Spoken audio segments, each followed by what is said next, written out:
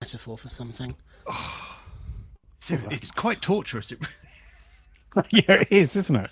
Very low-level torture. I apologise. Oh, here they are. Hi, everyone. Right, has the echo gone? Echo? It seems to. Yeah, it Alexa, does have seem you to. gone?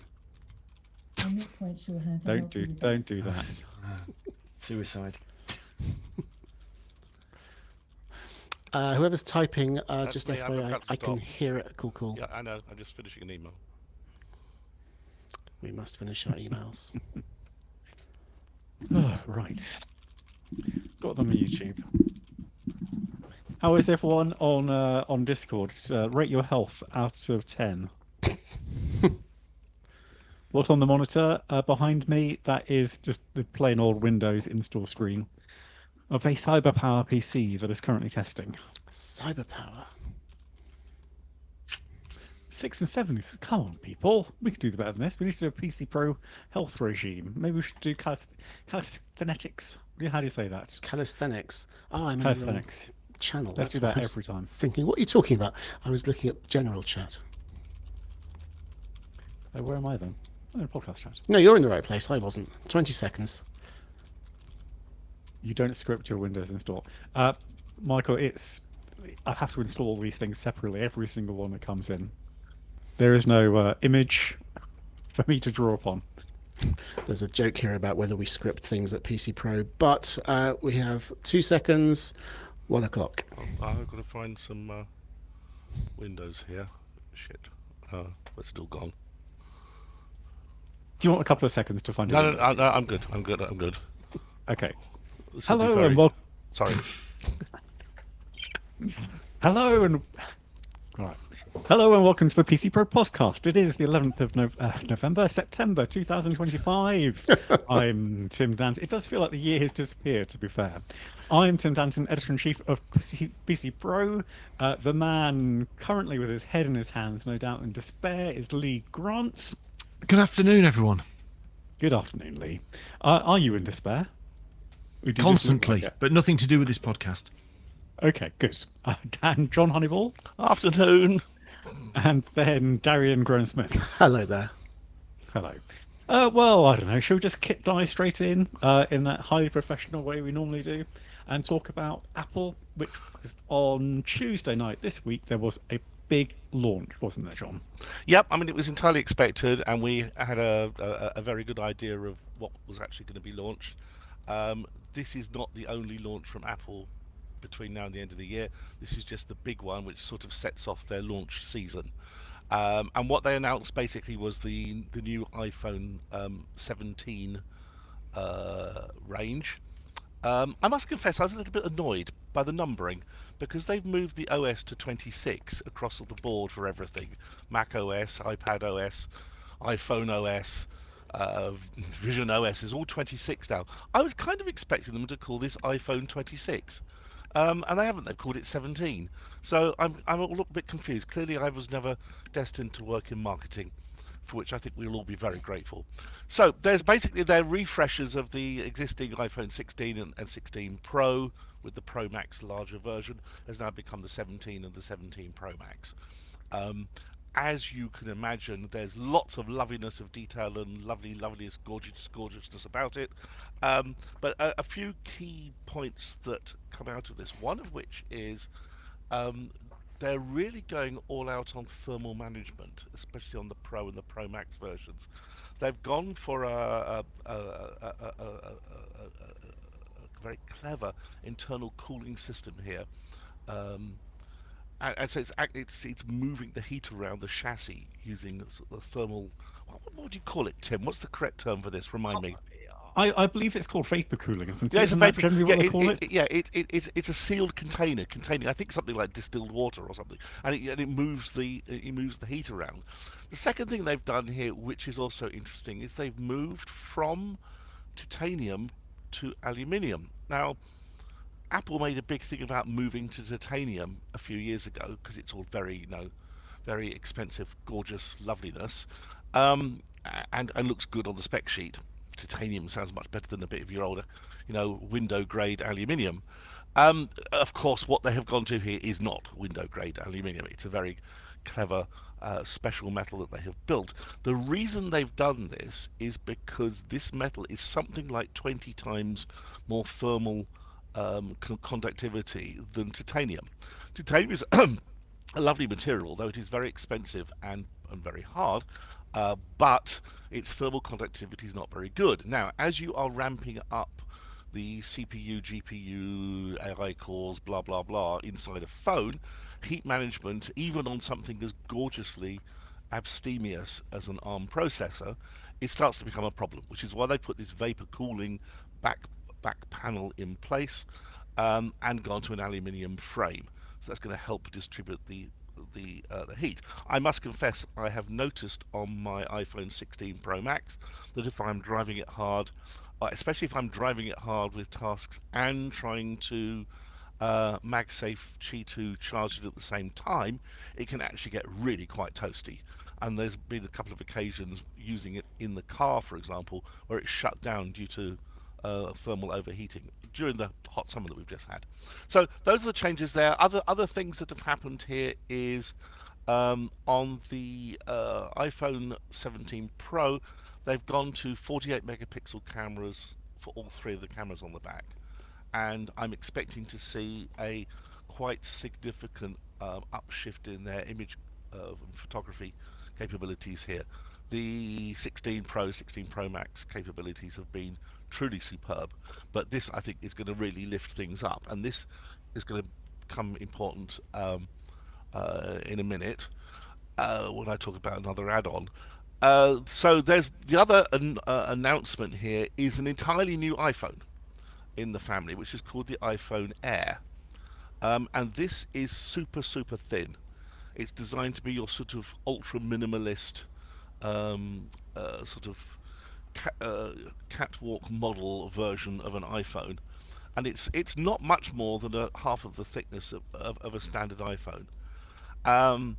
And it's got one camera on it, but they're claiming it's a really super clever camera here, which can do multiple camera-nesses. But the idea here is obviously is that it is incredibly thin, and they're claiming very good battery life for it, which is interesting because they've reintroduced that MagSafe battery pack that they used to do. They reintroduced it, bit in a gorgeously super thin version that you can just snap onto the back of this to make its battery life longer, which kind of suggests that maybe the battery life is not as fabulous as people will be expecting. There is one interesting thing two interesting things about this, the new iPhone Air. One of which is the camera bump bit on the back. I think they call it a plateau or something strangely Apple. But the whole phone electronics of everything is contained within that bump, and the main body is purely battery and screen. That is absolutely wild, absolutely off the chart clever engineering, because I can't think of anybody who's done anything like that before now.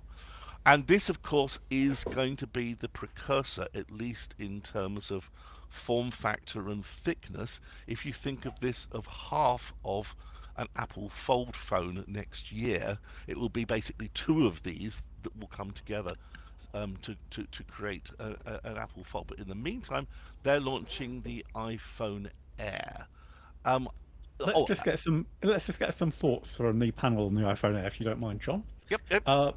Because well, I'll turn to Darian first. Do you think this is a move in the right direction, or is it just a false start? It looks like a fun sort of proof of concept, but I mean, until I kind of have it in my hands, I will be very unconvinced, because it looks to me quite unbalanced, both in terms of like just the distribution of weight. Okay, I get the idea that if everything's in a nice strip across the top, maybe it will be okay in your hand to use, but just as a kind of the design in general, it feels unnatural. I can't picture it feeling nice in the pocket. Like I say, I'm going to withhold judgment on how it feels in the hand until I've actually got it. But it doesn't do it doesn't slim the whole thing down to a tiny size, like they did with the iPad Air, like they did with the MacBook Air. It's got a very visible bump, and we all know that that cameras Hey, inevitably. it's not a bump, Darian. It's a plateau. It's a plateau. Yeah. Well, thank you for that, Mr. Jobs is no longer with us, but he, I'm sure, would have insisted upon that. We all know that cameras require this. It's a problem with almost every smartphone. What to do with the bump? What to do with the protuberance? What to do with the bar? I don't think this is a very elegant solution, and I don't really. And I also, I've said this on social media. Again, I need to hold it in my hand to be confident. But my initial, immediate instinct is, I think I'm going to bend or snap that thing when I put it in my trouser pocket and go about my daily life. Obviously, they've thought of this. It's the first thing you'd think as soon as you look at the design. But I wouldn't put it past them to come up with something so, eye-sockingly designed and say, by the way, you need to carry it in this special hard case, or you need to carry it in this special bag or something. Otherwise, it's your own fault. Ron? I think actually it's quite the opposite, and I think it's a bit like the Fold 7. I've actually got the Samsung Fold 7. I've actually got a case from, I can't remember who it is now, Spigen or somewhere, for the Fold 7, and I haven't put it on because one of the uniquely gorgeous things about the Fold 7 is its super thinness, especially when you've folded it out. I think the whole point about the Air is going to be its gorgeous thinness, and therefore wrapping a case around it is a bad idea. Your point about trousers, you're absolutely right, but I don't think this is a trouser jean pocket phone. This is a man bag and ladies handbag type of phone. It's something that's in the thing that you're carrying with you, and you take it out, and it's utterly gorgeous on the restaurant table in front of you. And I think that's its intended use. So I think cases for it are going to be a bit of a self-defeating item. I think we're saying the same thing, just like from different angles. But I mean, if it's not supposed to go in your pocket, who the hell cares that it's only 5 millimeters thick? Because it will look spectacularly thin. That's the point. Okay, Lee, I'm desperate for you to get some of your point of view in here from a slightly different.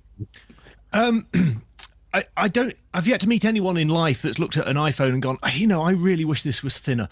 So I think I have to side slightly more with Darian, though acknowledge John's mention of the technical brilliance of shoving it all in the plateau. But the whole thing, as soon as you look at it, from whatever angle you look at it, the whole thing just looks awkward and unbalanced. It doesn't look like it doesn't look nice. So I don't see the visual shoving it on the dining room table for everyone to admire, because it really does look ugly. The interesting thing about the whole body having the battery in it is quite interesting, because there is a rumor that is not lithium ion in there, it's silicon carbon, which they've it's the first time Apple will have done this. That has yet to be confirmed, but there was quite a few strong leaks a few days ago. So it'll be interesting to see how that plays out, because if that is correct, silicon carbon enables them to do that super thin and keep the battery life at a very high rate, but it wears quicker. And as you may have noticed, what the iPad Air doesn't introduce, and what none of these phones introduce, is a nice easy way to replace the battery still, because Apple can't quite bring themselves to do this. So yeah, it's really not doing it for me at all, Tim. I like Darren, I will wait till I get my hands on it, but I hope they've learned from the last time they really tried to thin the phone and push the thinness, which, if I remember rightly, was the 6, and we know what sort of the banana phone, as it's known in repair circles, because we know what happened to that one. So I hope they've really toughened that thing up from the inside.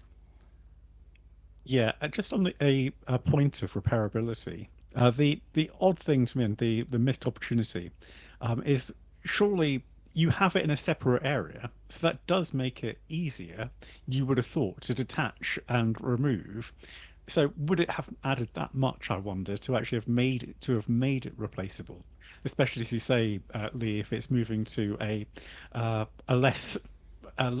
material of less longevity. Yeah, but what is absolutely clear from all of these products is that they absolutely do not care about repairability in the long term, and you can, and that's true of Google as well. I had the pleasure of interviewing Google's head of Pixel a few weeks ago, as you know, Tim. And I asked him, why don't you do things like Fairphone does? And the room went very cold for a little while. And it's the same with Apple. Now, come 2027, the EU is changing this, and they are going to have to do something about this, unless there is money changing hands or the legals get involved. So this sort of thing is hopefully going to change. But we still get excited about battery life in iPhones because it's still a thing, whereas in a Fairphone it's not a thing. And you're absolutely right, Tim. This if this thing, you could click a button and out slid this battery, this thing suddenly becomes amazing. But obviously Tim Cook has a problem with this, and over his dead body will it happen. Okay, sorry, Darren. I'm just aware that we've got quite a bit more to cover from Apple. So unless your point is very quick, let's go straight I to can John. sum it up in one sentence, all right, which is I think it's more than that Apple doesn't care about repairability. I actually think they don't like the idea of creating things that imply you're supposed to open them up and fix them yourself. I think it's supposed to be you buy it, it's its thing, it's done. No brain required proposition. Absolutely. Unfortunately, that doesn't balance with the environmental impacts of the world at the moment. John, what else did Apple announce? Just to come back to Lee's point, I mean, you could actually see a quite easy progression for going from all of the electronics in the whatever the hell the lump was called, to actually make it into a sort of a snap-on lump with a battery pack. Absolutely.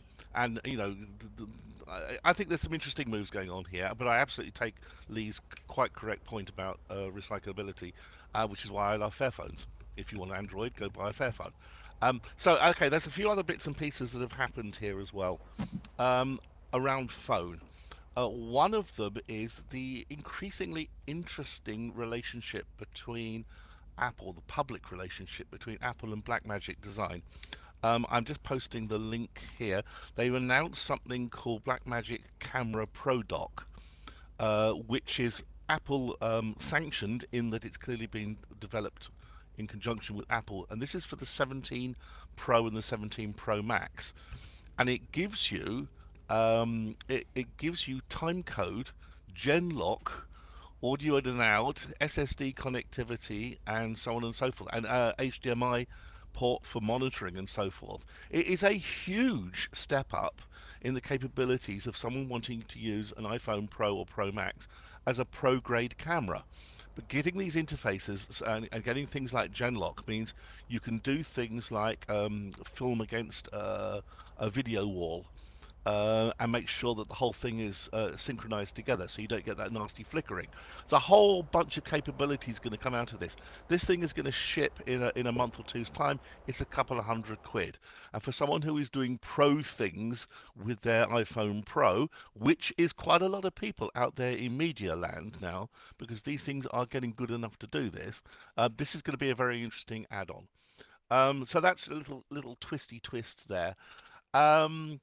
What else have they announced? Well, We had the AirPods Pro 3, didn't we, John? We do. We have the Apple AirPods Pro 3 version, which, if you go look at the spec, it all looks very lovely, and it's got better noise cancelling by 3dB, and longer battery life, quite significantly increased battery life, both in the AirPods and in the charging case itself.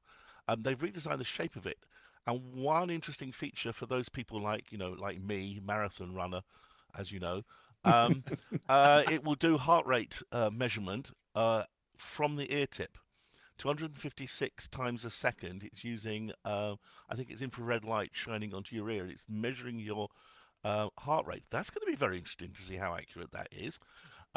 It's been rumored for a while they're going to do health stuff in the AirPod Pros. So if that's going to be interesting, I've already ordered a pair. You can order a pair of these, but they won't come till middle end of next week.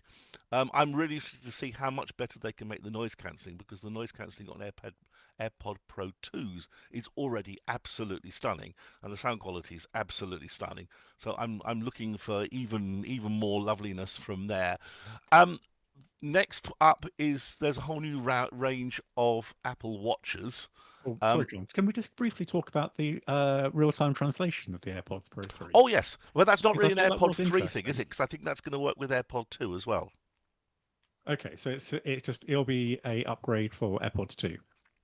Oh, well, Apple it's Pro actually 2. the translation is actually running on your phone, so it's more of a iPhone 26 kind of Okay. function. Okay. But yes, it will do real-time translation of what it's hearing around you and so forth.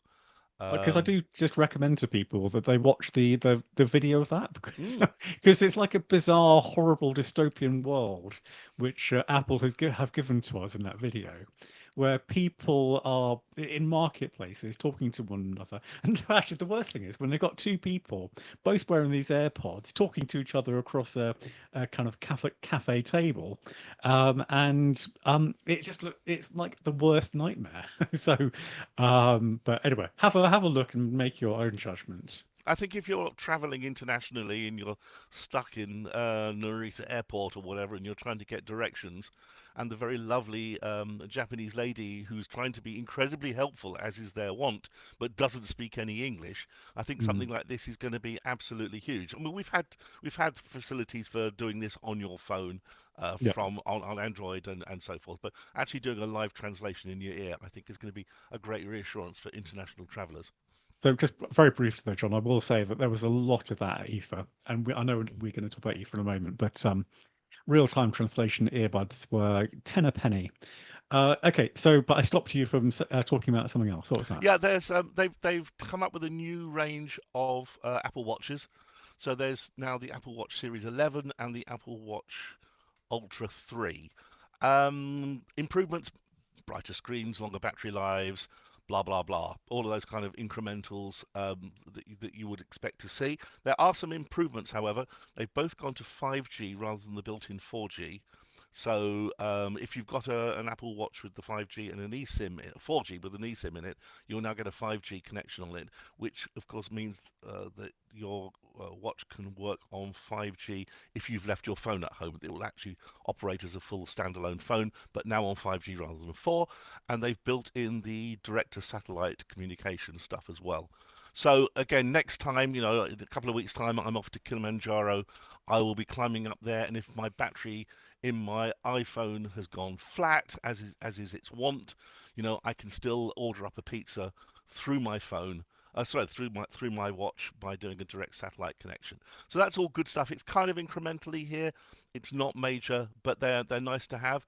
As someone who I think the modern terminology is someone who rocks an Ultra 2. Do I see a need to upgrade to an Ultra 3? And I think the answer to that one is unfortunately not. Oh, John, you absolutely rock it. Yes. Can I just very briefly, Lee, is there anything that you liked from the Apple launch? Yes. Oh, sorry, from the Apple launch. Yeah. Yes, there is. I'm just posting it into our Discord chat now. It is the cross-body strap, which is a little attachment for your iPhone. The price is rather frightening, but I was in London at the last week, and I came across the phrase "the London necklace," which I'd not heard before, which is basically this new trend of basically tethering your phones to yourself for fear of being hooked out your hand by someone on a Lime bike. And I thought it was quite interesting that that Apple had suddenly promoted a cross-body strap. Obviously, the two things are unrelated. But if you want for your brand new phone a Apple-branded secure product to nail it to yourself so you can be hauled along behind the Lime bike as you're dragged through the streets clutching your iPhone Air, you can have this now in lots of different colours to match your new phone. But yeah, that was really it, Tim. That was all that got me excited. How much is the crossbody strap? It's about 60 quid, so don't buy one. Well, it's more than my phone is worth. Yes, John. I have one last interesting behind-the-scenes kind of tech nerdgasm here for you, which wasn't discussed in the keynote, and you won't find it on Apple's website, but it is kind of leaking out if you know the right places to look. It sounds faintly rude, but never mind. Something called Apple's wireless protocol. I mean, I should have said here, there's new chipsets for doing wireless in the phones made by Apple. And this is on the back of that. And there's new chipsets, obviously, in the AirPod Pro 3s. And you might say, well, who gives a damn? And the answer is something called Apple Wireless Protocol SPR AVS, which stands for Spatial Relay Audiovisual Sync. Now, you will remember me nerdling on a year or so ago about how important low latency was for the Vision Pro headset. and how Apple had got it all underneath 20 milliseconds, which is what you need to not feel seasick, and how they also had done that for audio, and how they had done it for audio using the using the AirPod Pro 2s. And they had done this, and if you recall, I talked about some Apple engineers had been caught on YouTube talking about this. And what they did was they moved Bluetooth up to 5 gigahertz with an 80 megahertz channel width to get the data bandwidth, because 2.4 gigahertz Bluetooth hasn't got enough data throughput. And they were doing lossless audio at 14-15 milliseconds latency, which was unheard of. None of the Bluetooth stack protocols and so forth can do that, or anything close to that. SPR AVS is in AirPod Pro 3s and the new iPhone 17s. What does it give you? It is ultra low latency. It's below 10 milliseconds latency, which is quite amazing for things like gaming. It's amazing for things where you're needing to be real-time, live translation, spatial stuff. It's lossless audio. It's multiple device synchronization of audio and video across multiple devices simultaneously. It does a whole bunch of stuff like secure peer-to-peer relay, and for doing things like IoT device data synchronization over this protocol. So this is a very big and broad protocol. Yep. Why does this matter? This is basically V2 of what they did in Vision Pro and AirPod Pro 2s, and it's going to be very interesting to see how this works out. On the subject of things that wasn't launched, which I think is a key point, no sign of the new version of Vision Pro, no new iPads, no new MacBook Pros or anything like that. Yes, and no foldable phones, but we expect those next year. Yep. Almost certainly next year. Okay, let's move on to another big show that John and I both attended. This one was IFA. I think it was mentioned in last week's podcast.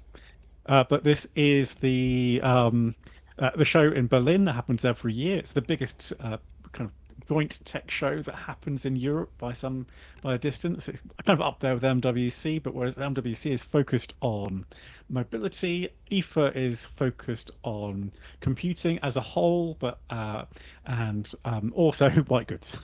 Naturally, they go so well together.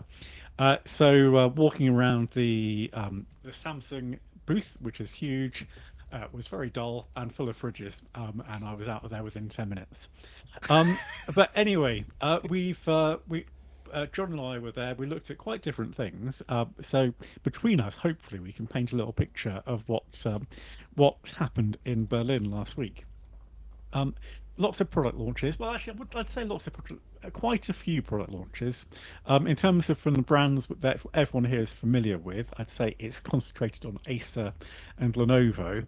But Acer, I would say, hit the headlines for three reasons. One, they released their new Veriton GN100 workstation, which has not got Intel or AMD inside, but instead it's got NVIDIA inside. And the idea of this, it contains one of their super chips, is that it's going to be ready for AI developers just to jump in there and develop their projects, their AI projects, develop the models, and make it all work. And then the idea being that you can then move it to the cloud if you need to share it. But it's an interesting first appearance that I'm certainly aware of a NVIDIA-based workstation. Sorry, what operator does that run? Linux? Yes, it's a Linux-based operating system. Yeah, it's not running Windows. I was going to say, I mean, you very rarely hear anything with NVIDIA inside for the very good reason that they don't have the instruction set for most operating systems. Sorry, it does have. It's got a CPU based on ARM. It's got a 20-core CPU, so it's pretty hefty there as well. But that's the less exciting bit. So thank you for making me mention it. And Acer also jointly with Intel revealed the first ever Panther Lake laptop. Now, who's aware of Panther Lake? I wonder in the group. Oh, God, I ought to be, but no. There's so many bleeding lakes and quarries and like hills and so on. I've lost track completely. I know. That's the 18A thing. It is the 18A thing. Yes, indeed. It's their first chip. It's a mobile chip, certainly at the start, and it'll be released on the 18A process. So, which is roughly equivalent to 1.8 nanometers. So that is quite interesting actually, just to see it working. We're going to get much more Panther Lake, but let me just say that Intel is basically pinning so much hope on Panther Lake for the rest of this year and next year in terms of performance laptops, because Lunar Lake, sorry to drown you in Intel code words, but Lunar Lake was a success in terms of battery life and actually just general performance. But as soon as you started to put on a really demanding application that used all the cores, it would suddenly slow down. So Panther Lake is its answer because it's got many more cores. This was the one though that, because we talked about this. I don't know if you were on the podcast a month or so back, Tim, when we talked about Intel was there were several leaks that they were having serious yield problems with Panther Lake, because obviously it's the first big shrink of their own in-house pardon me, their own in-house fab since since all these problems started, since they accelerated their roadmap to try to get back on top. So it's interesting if there's physical product out there using Panther Lake. It will be particularly interesting to see if they're able to ramp up volume. We definitely expect to see products this year, and that's Oh yeah, that's but the will they be coming mass out. market? Will there be enough? Well, I don't. Yeah, You know what? you I'm don't know actually that. going. I'm actually going to see Intel. I'm going to visit their Arizona factory at the end of this month. So at that point, maybe I'll be in a better position to answer that question. Though of course, well, I'm not expecting an internet engineer to come up next to me and whisper into my ear, "Actually, our yields are 0.5%," although that would be quite a good scoop. Anyway, just very briefly, there's also the world's first white ThinkPad from Lenovo. That's very exciting, isn't it? Which is the X9 edition. We also, John, you and I had a quick look at the Samsung Galaxy S11 and S11 Ultra tablets, well, admittedly separately, but we both looked at them. But, yeah. Can I say something that really did impress me? And I have to admit, most of IFA was quite a sort of a flat sponge, kind of, okay, well... And there was an awful lot of halls with distributor stands flogging unknown rubbish to people I don't care about, kind of thing, and IFA's got that taken on kind of a bit of that mantle. You get that at CES, but I thought there was an awful lot of that this time. One thing that really did impress me, and it's not the first time we've seen it, but seriously improved and one to watch for the future. I think we first saw it from LG a few years ago, which is transparent OLED. So panels look like window panes that you can see through, but actually have displays built into them. Samsung showed something at CES this year, as I remember, and it was good, but what they showed at IFA was stunningly better. Really bright. I mean, like TV proper high brightness level, and the optical. I mean, I have to say, it was a glass panel inside a glass box, so you were looking through several layers of glass on this. With that caveat, they were keeping everything meticulously clean and so forth. It was optically extraordinary. I confess, I stood there and looked at it for, 5-10 minutes watching the demos flow around, because it was, I hate to use the term magical, but it had a sort of step forward in capability. What we really need, obviously, is that sort of resolution, that sort of brightness in something that's 2 inches across that you could put into some smart glasses, and that's clearly 3, 5, 6, 7 years away. But you could see a path from here to there, and I think that was really exciting. Yeah, no, I agree with you. That's definitely one of the big innovations. And was there nothing else, John, that really caught your eye at the show? Um, well, I mean, people like Reolink had some new security cameras, and there was a lot of sort of step and move forward kind of stuff. There were way too many Hoovers and things like that. Well, like I say, it is a shared show with white goods and household stuff. I think you did the right thing of getting out on Saturday, because the Sunday became open to the public, and it was like your worst playground hellhole. Yes, and actually, I was going to say, Berlin is close enough that people could consider going there from here, and tickets cost around 20 euros if you do want to go in yourself. So it's not like CES, which is just a trade show that you can only get in if you're an exhibitor or part of the trade. So from that point of view, it is quite interesting. But like John says, there is quite a lot of tat as well, but that's fine. We don't mind tat. So the other opportunity for me is just to have a chat with the people from AMD and Intel on this particular occasion. So I can't actually name the person I spoke to at Intel. Because this briefing was so informal. So informal, actually. He turned up half an hour late. Maybe that's why he doesn't want me to name him. But anyway, but it was quite interesting to talk to someone very senior at Intel to talk about how things have changed. And he's saying that Lip-Bu Torn, his which I think is correct. I wrote it out phonetically to try and make sure.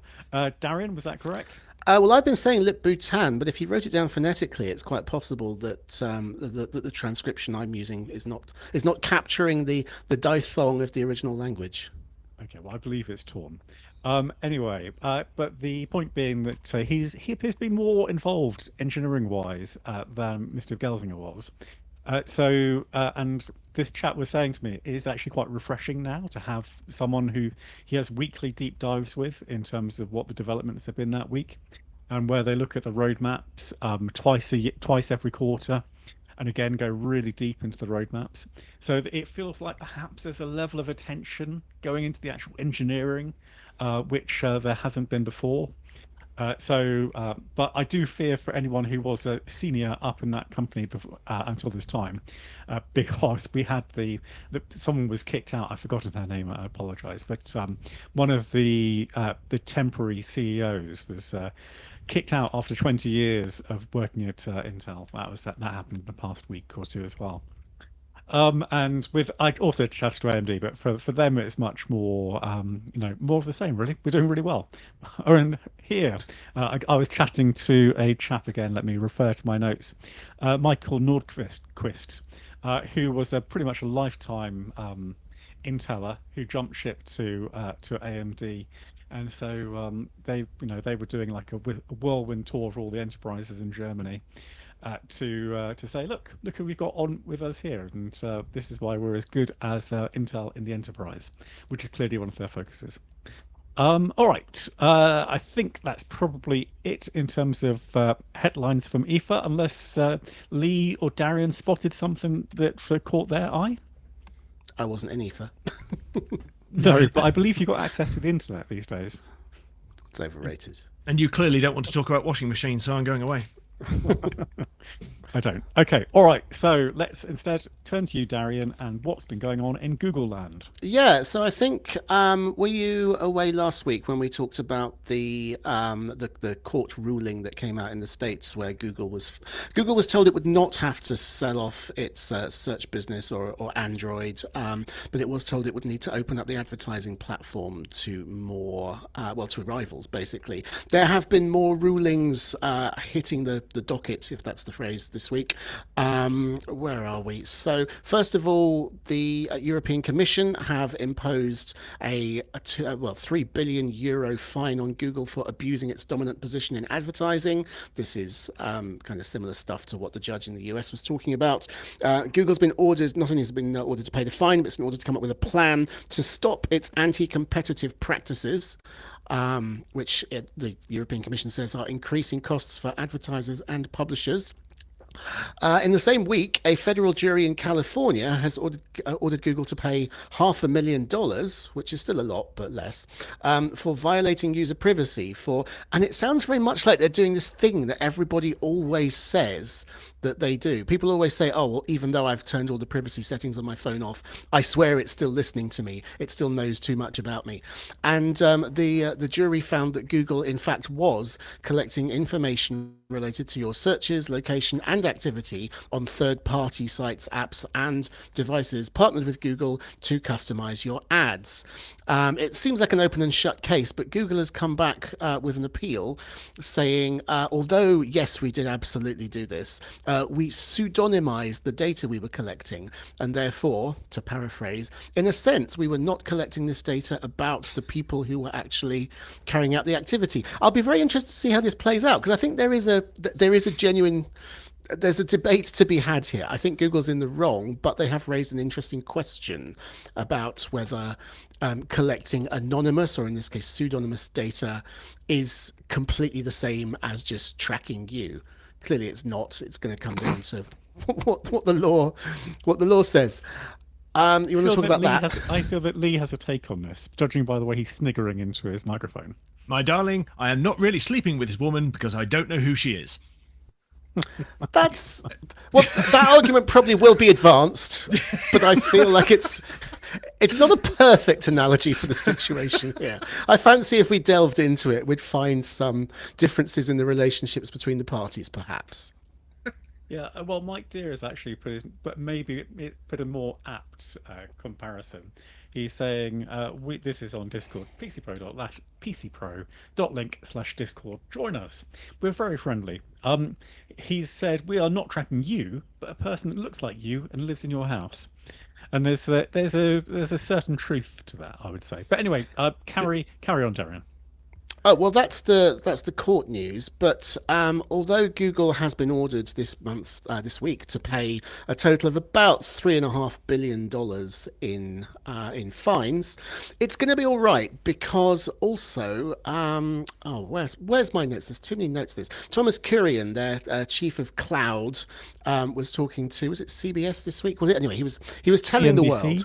I'm sorry, one of the C's, was telling the world that Google is doing very nicely, yes, out of AI. Although, we've been sort of saying, how can anybody possibly make a profit out of the enormous expense of like the data centers, the energy consumption and so forth of operating AI engines. Thomas Kurian says that Google has got far more demand than it can keep up with. He said, our backlog is now at $106 billion. That is to say, I believe there's $106 billion on the table of AI demand they can't currently service, that they are working to build the capacity. Because it's a pay-as-you-use service, they can actually sort of look at their queue and see how much stuff is sitting there waiting for them to process. The AI backlog is growing faster than their entire revenue in terms of just the trajectory of what's happening there. So they're feeling pretty bullish. And I've got to say, one of the things that they've done recently is they won a lot of business from Meta. Meta was using AWS for Meta AI, which is, obviously the unloved stepchild of the AI world, but still it's a big thing. And they paid $10 billion to Google to have it hosted on Google servers. I feel this is just very vibey. I feel like Gemini is starting to become a little bit less of a joke. I think people are starting to talk about it as a credible platform and not just a ChatGPT wannabe, etc. So maybe there's something to this. Maybe Google is, finding its feet as a big name in AI. Okay. Well, I suggest, because we are running a little bit late, unless anyone has a deep desire to talk about that in detail, Leo John, Nope. Then we can shuffle on to the next topic, which is, I'd say, in the words of Stephen Fry, quite interesting. Yeah, quite. Recent workforce data suggests that the percentage of Gen Z employees aged between 21 and 25, those at large tech companies anyway, has been halved in 2 years. Now, a couple of points of order. Gen Z is defined as people born between 1997 and 2012, and the research data is from Pave, who do business management software, and it claims that this data that they're sort of telling us about comprises of about 8,500 companies. But this narrow band accounted for about 15% of the workforce of large public tech firms in January 2023. But by August 2025, it was down to 6.8%, so 15 down to 6.8. In private tech firms, this slumped from 9.3 to 6.8. Now, I'm also going to throw in a caveat that I haven't seen the data myself. I read a story on Fortune because they've ran this story, so I'm presuming that they're happy that this reduction of Gen Z is not down to them just having a birthday. So we'll take it as read that it might be onto something. The other side of it is it shows that the average age of workers at public tech companies has risen over the same 2.5 years, from 34.3 to 39.4, so more than a 5-year difference. Private ones, it's gone from 35.1 to 36.6. This is all very nice, of course, but it is millennials that are currently ruling the tech industry. Theory being that their experience means they currently have skills which, at the moment, can't be disrupted by AI. This report also points out that the entry-level jobs being sought by Gen Z are basically just getting scrapped due to automation, as are promotions to senior positions, which is a little interesting. Whilst basically people are just trying to work out if Copilot can do things cheaper, no one's hiring. A report based on US-based employers says that over 62,000 jobs in the tech sector were canned in July alone. Which is not good, because the June's figure were almost as high. In the UK, our unemployment rate has gone from 4.3 to 4.7 in the last year, according to figures from the ONS. So there's a few problems here which seem to be quite obvious, and the fear is that Gen Z and eventually Gen Alpha will turn their back on the tech industry because they can't get a job in it. So that leads to a de-skilling problem. Who will be the people to lead a company in 20 to 30 years' time if the employment ladder in an industry has sort of rotted away? So, the advice, if anyone is listening to this who is Gen Z, that has been given out at the footer of this article and this report that I read, is that Gen Z should embrace AI. And apparently the guidance is to manically focus on all the AI models, then come and create models for their own line of work, which, considering they probably haven't got any, might be a bit of a problem. And there is advice that you can distill into basically learning everything you can, then be prepared to work for nothing, which is basically what recruiters used to tell me in the 90s. So really nothing has changed so much, but there you go. Darian. Well, first of all, I'd like to say, can we do an entire hour's podcast on just this topic? Because there's so much to it and it's so interesting. Second, I want to say that definition of Gen Z is wild. How many years does that span? Was that 5 years? No, yeah. So Gen Z is 97 to 2012. This report is people aged between 21 and 25, which, like I say, I'm not sure if people have shuffled off just to have a birthday, so have fallen out of the data set. Like I say, I've not seen it myself. Yeah, no, I was going to say that because it's a very, very narrow slice. It's a weird thing to be focusing on. Yeah, also, whenever you hear these things about average ages, my spidey sense kind of tingles, because does it actually mean that in a business there was this, in a single given business, in a typical business, in an ISO standard business, there was a certain distribution of ages and that has changed? Or does it much more likely mean that certain types of business are growing and taking on staff in certain ways, and other types of business are dwindling, and that's affecting the statistics enormously? So like I said, it'd be really interesting to dig much more deeply into this, and of course we can't because it's already 1:45, but fascinating. Yeah, I think we can draw some conclusions, though. I don't think we need to be that reticent about it. I think it's reasonably clear, if we are to trust the data, that the people who are missing out here are that age group, that kind of 21 to 30, who are maybe struggling to get the job in the first place, and then struggling to keep it. So that's a big thing for us to worry about, particularly as Lee said, because these are the people who will one day. And there was one time, Darian, when you were between the ages of 21 and 26, and even John was once between 21 and 26. But what has happened now is that all those people, I learned a lot of skills in that age group, and a lot of people do that because that's when you're kind of like your peak point for learning work skills, and a lot of people are going to be missing out on this. I mean, I'm sure there's some truth in that, but like I say, it comes back to, I really want to know a lot more about the specific companies and the specific roles which are either vanishing or which are moving to other sectors of society, or indeed moving to other countries. It's a very big, what was that phrase, a lasagna of factors. Yes, no, that's true. John, do you have any kind of feelings about I think this we've got story? no idea how this is going to shake out, to be honest. There's all sorts of prophetic doom thinking and overreactions and underreactions by businesses. There's going to be companies that try to make these kinds of restructurings and so forth, and it doesn't work out for them. There are those that won't do enough, and it won't work out for them either.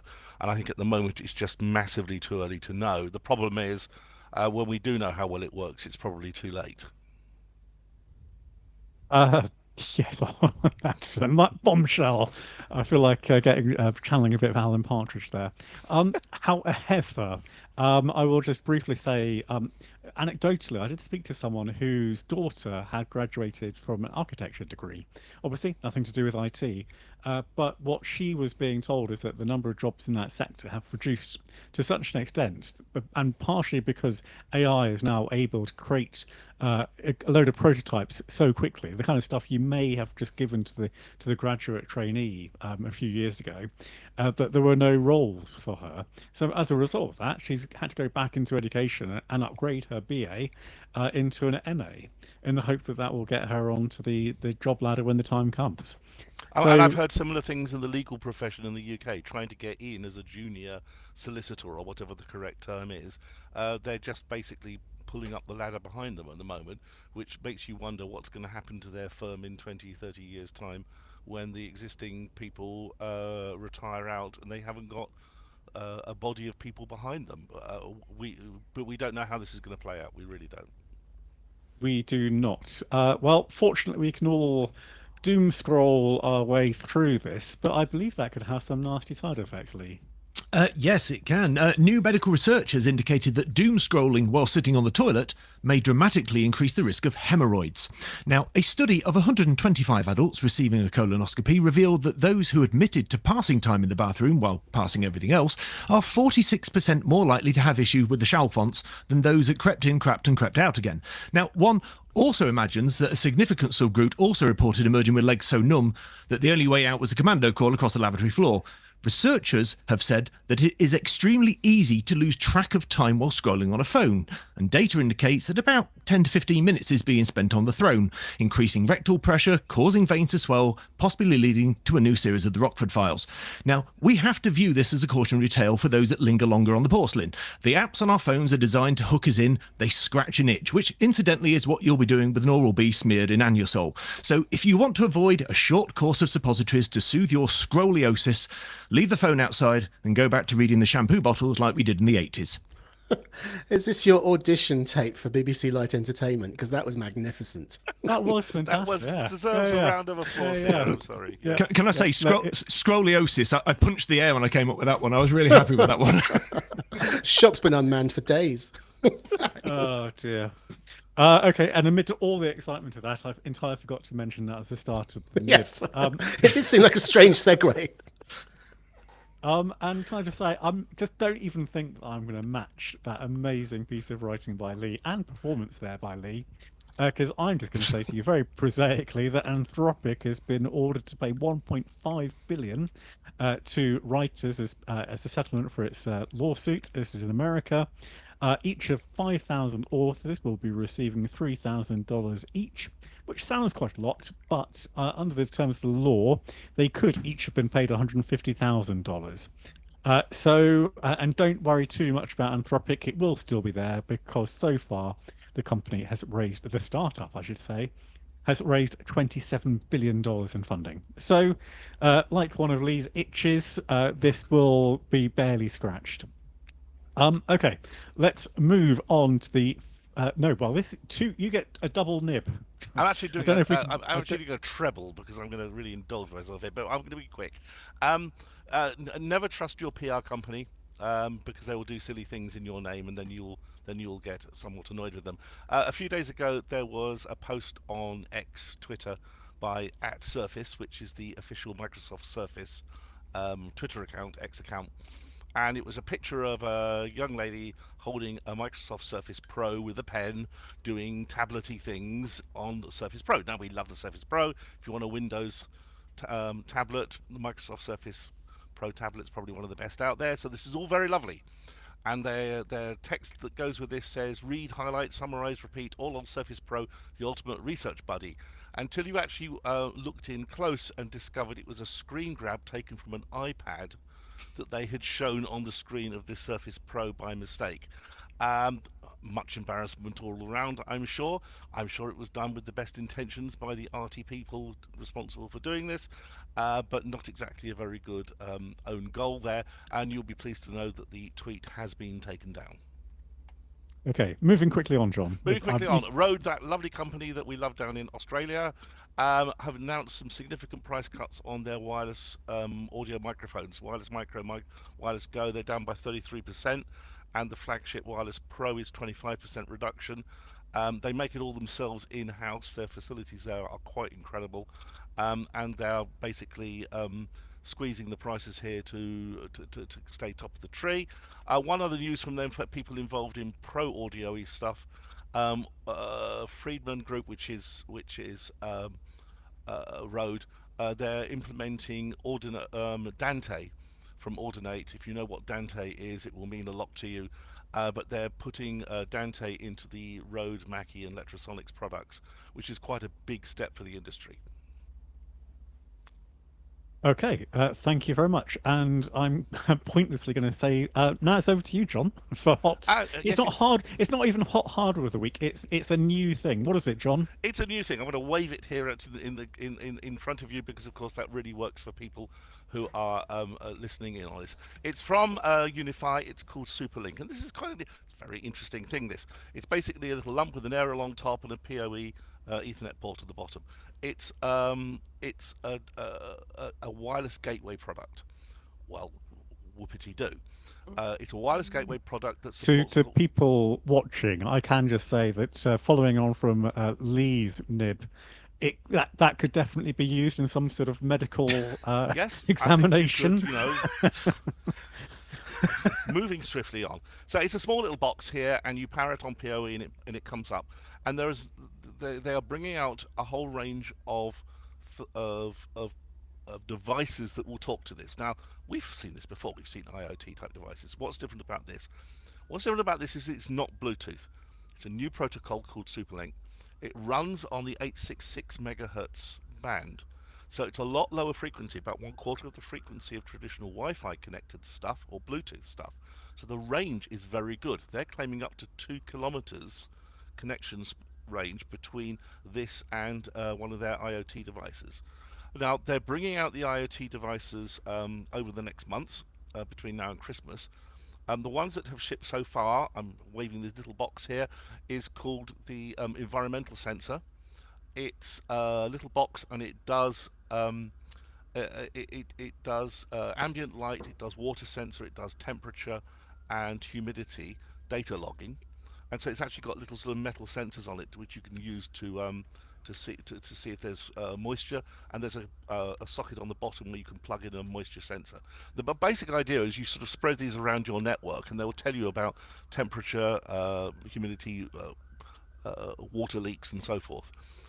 Maybe more of a business IoT use here rather than a home IoT use, but there's no reason why you couldn't deploy it. These little sensors have got a replaceable battery. Lee will be super pleased with this. It is I think it's a CR123. CR123 battery, and they say it's up to 6 years life on this device, which I think is really not shabby at all. So it's super low power consumption. They claim that each of these bases will allow you to connect up to, I think it's 90 or so sensor devices to it. So you can spread these around and have hundreds of these devices around your site, your business premises, your warehousing, and so forth. So what have they launched so far? As I said, they've launched the environmental sensor. They've got a siren coming out. They've got an entry sensor, like a door sensor type of contactless sensor. They've got a motion sensor and a glass break sensor, and these are all shipping between now and the end of the year. These little jobbies, the environmental sensor, 38 quid plus VAT each. They're not expensive. The Superlink radio unit, which for any reasonable size of site you would only need one of, they are 105 quid plus VAT. So again, not particularly expensive. So now you can suddenly start deploying light sensors, environmental sensors, temperature sensors, and so forth out across your warehouse site, offices, and so forth. All of the data comes into the Unify Protect platform, and it's a gorgeous interface. The graphs I've got out of these things showing what's been going on. I've got 2 of these here in the lab, one upstairs, one downstairs. Now you might say, are they accurate? Because there's not much cop if these things aren't accurate. And here in the lab we have got mounted on the wall some calibrated temperature and humidity sensors, which we have to have data logging every 5 seconds, so that we know when something has been done. We can refer back to the time log in a cloud service that we have to pay for, and then see what the temperature was if you ever have to prove that something was tested at the right temperature. These things are absolutely spot on to the full calibrated traceable sensors. I've been running this now for a week, and they are within less than half a degree. And I say that because the expensive, and I mean hundreds of pounds per unit, calibrated ones that we have only show to the nearest half degree. These go down to 0.1 of a degree, actually less than that for some stuff. So I think they're really cute. I like the idea of a new protocol, because I think it's about time we used 866 megahertz effectively, and not burden up our 2.4 gigahertz Wi-Fi with yet more IoT nonsense. I love the battery life. I love the fact it's replaceable batteries, which I know Uncle Lee will be very pleased with. And so far, on the basis of the environmental sensor that I've used so far, it's working exactly as I'd want. It was trivially simple to set up. Just plug it into your network. It auto discovers that then as you pull the battery cover off the sensor, it automatically wakes up onto the network, and away you go. I mean, seconds to get this thing up and running. John, a couple of quick questions for you. Yep. Presumably this is proprietary, which is one of the reasons why it works so well. Yes, it is. I mean, as far as I can see, Superlink is a proprietary protocol. Now, obviously, that comes with its downsides. You know, are they going to support this in 5 years' time? Is this a flash in the pan and it's all going to go dead? What about other devices? Will they be able to hook onto Superlink? I haven't seen anything yet that says they're going to open this up to third parties. I think it would be a bit silly if they didn't, but we'll have to wait and see. Second question, the device the £120 device. Yep. How many other devices can connect to that concurrently? This can have, I believe it's 99 sensors or devices connecting to one of these. So provided they're within range, and that range is really quite a long way, because as I said, it's a quarter of the frequency of 2.4 gig Wi-Fi and Bluetooth. So that's no great problem. So you know, if you think about the number of doors you've got in the building, and this is clearly them moving towards the bit I didn't say, which is super important. This totally integrates into their whole security camera and event handling model. So you can now say, if this door opened and the facial recognition on this camera said it was Tim, then don't fire the alarm. You know, so it's a totally integrated component into their very, very strong security camera, AI facial recognition, event handling stuff. So you can start to build a very, very sophisticated thing. If the temperature drops somewhere, then generate an alert, and so forth. Okay, I feel like we should probably say this is a point that David made on the podcast chat, which is that you can buy standalone thermometer weather sensors for £15 from Amazon, which will do the job perfectly well. But you're no, that's not the same job. A weather sensor, a temperature sensor down in the warehouse that doesn't talk to me, doesn't tell me what's going on, is frankly useless in terms of monitoring. Yes. Well, also you're talking about a whole network of items, aren't you? So yeah, but you know, you need these things in a long trousers grown up environment. This is not something you're going to stick in your kitchen and just to make sure that the kids are okay when they're having their cheese toasties. This is a much broader mesh of sensing and data logging. Well, I now mainly fancy cheese toasties. Darian, do you have any questions for John? I don't think I do have any questions. No, I've been quietly collecting my thoughts. I have a fair few of those, but... well, you can hit us with your thoughts, and whilst you're doing that, perhaps someone would be kind enough to set up the poll for whether... Oh, Running Dak is already on there. Thank you, Running Dak, for whether it's hot or not, I was going to say, but I didn't even have time. Darian?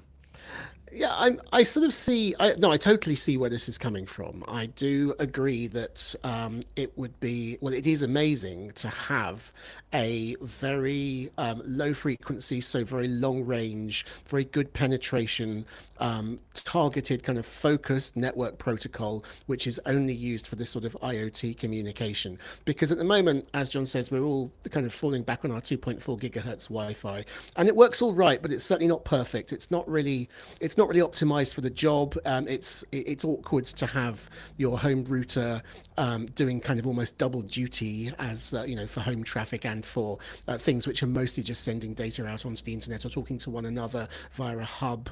I see all the benefits of this, and I like it. I do not like the proprietary the fact that it only works with Ubiquiti's console, it only works with other Ubiquiti enabled things. I should have said, by the way, I also love the battery poweredness of it. 6 years of a little coin cell battery, that's long enough that I'd happily put these all around my house and then try and move after 5 years. But the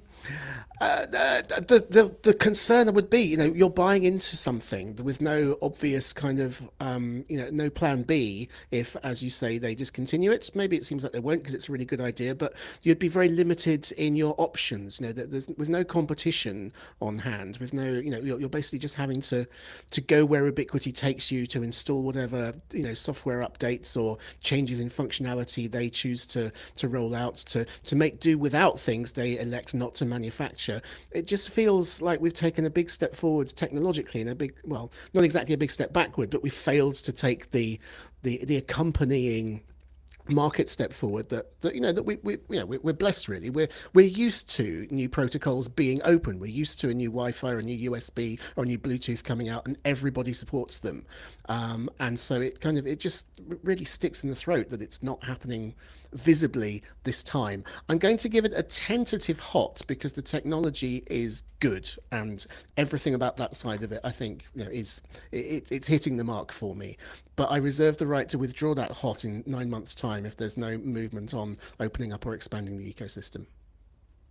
All right, thank you. John, do you want to do a very, very, very quick riposte to that? No, I totally agree with Darian. As I said, at the moment it's a closed platform.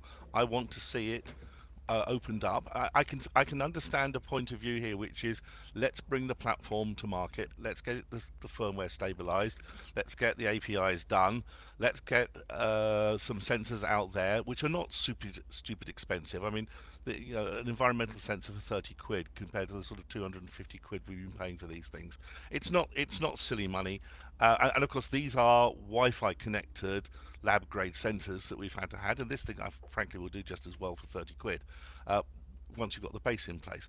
I want to see it open up, absolutely. I also don't want to have some new open standard thing with a shonky first implementation that people sort of pile into, and the experience is terrible, and everyone then walks away from it saying that didn't work very well. I mean, look at things like, the sort of Matter and Thread and stuff, how badly that's kind of gone. With all the best intentions from everybody involved, but it hasn't really kind of done it right. And so if the intention here is to bring this to market, stabilize it out, make it work, and then go third party, that gets my vote. But I'm absolutely with you, Darian, on let's see where this is in 12 months' time. And John, are you hot or not on this? Oh, me, I'm hot. I mean, in fact, frankly, the unit should be telling me that I'm hot if I can steal the joke from the channel. But I'm sure it will tell me that I'm super hot. No, I think it's really interesting, and I spent my own money on it. Lee, hot or not? I'm hot. There you go. Okay. All right, thank you. Okay, yes, I'm with the reservations that Darren has expressed. I agree with you. I'm hot. I think there is sometimes stuff to be said for things being proprietary, and then possibly, maybe if it's successful, opening it out. Why not? Other than you lose money, of course. These little matters. Okay, and how was the voting on Discord, you ask? Well, there were 2 votes, as it happened. In the first one, I can tell you that the Ubiquiti IoT Superlink, as a protocol and piece of hardware, was indeed hot with 71% of the votes. Then we also had a separate vote on do you now want a cheese toasty? And they're very much the room was in favour of cheap cheese toasties. Thank you for setting that up, Cole. 83% saying yes, they would like a cheese toasty. 17% saying no, they were not presently in the mood for a cheese toasty.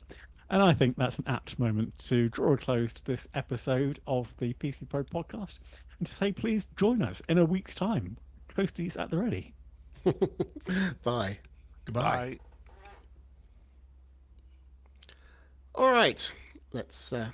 It just waved for me. I didn't tell it to do that. Hang What on. What's waved going for on? you? Why I'm seeing emojis pop up on my screen that I did not request. I don't Oh, like because this. you did that, maybe. No, This is Oh yeah, is yeah. someone doing that for me? I'm not doing it for you. I wouldn't This is report you. freaky. Right, I'm going to get out of here before it No, gets any worse. I can see love hearts on Tim. There's something definitely going There's on. love here. hearts on me. I think I did get a notification that someone had joined who wasn't us, but then I checked Oh, down is the it people. Barry?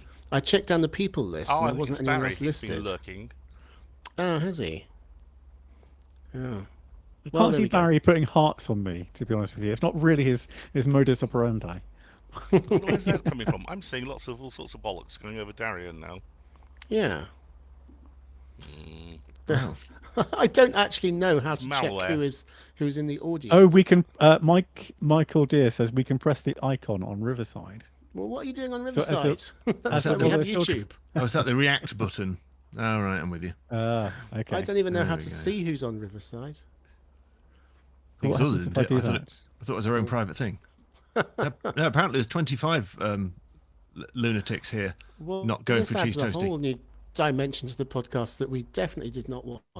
Not a second dimension. I can't go with two. Yes. Apparently, the reason they do this is because Riverside doesn't have a delay, and YouTube does have a delay. Oh, there you Can't go. argue So with the that. Keen Kitties, interesting. wanted to get in there, with their snide comment and slap round the head of me. That's true. That's true. If you want to be the first. What is Alright. the lag on YouTube then? It's about I it's think about it's 30 quite a lot. It's seconds, like 10 isn't it? seconds, isn't it? Is it 30? I think It's quite Well, yeah. what- When we go live on here, it's quite a sizable lag before we start moving. Interesting. well, if anyone wants to do the Christmas quiz, then they know what to do. Yeah. Well, as Running Duck has pointed out. Yeah, Shall well, we say goodbye then, everyone? Yes, let's. Okay. Goodbye, Bye, everyone. everyone. Till next week. All right. Bye.